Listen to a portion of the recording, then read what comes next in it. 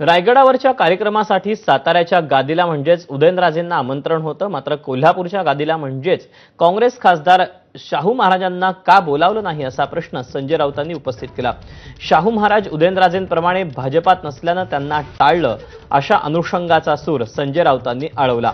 तर मला रायगडावर बोलावतील अशी मी अपेक्षाही ठेवली नव्हती अशी प्रतिक्रिया शाहू महाराजांनी एबीपी माझाशी बोलताना दिली आहे।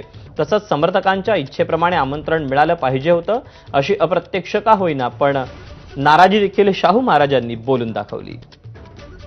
तुम्ही छत्रपती शिवाजी महाराजांच्या संदर्भात एक कार्यक्रम रायगडावर करताय, तर मग सातारा आणि कोल्हापूर या दोन्ही गाद्या छत्रपतींच्या आहेत। मग दोन्ही गाद्यांच्या वंशजांना सध्याच्या छत्रपतींना तुम्ही निमंत्रण द्यायला पाहिजे। तुम्ही कोल्हापूरच्या गादीला निमंत्रण दिलं नाही, फक्त जे महाराज वंशज भाजपची हजी करतायत तुम्ही त्यांना निमंत्रण दिलं। तुम्ही शाहू महाराजांना सन्मानानं बोलवायला पाहिजे होतं कालच्या कार्यक्रमाला।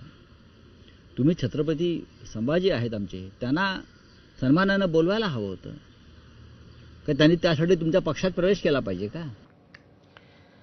पुण्यामध्ये अमित शहांसोबत झालेल्या बैठकीत उपमुख्यमंत्री एकनाथ शिंदेंनी अजित पवारांची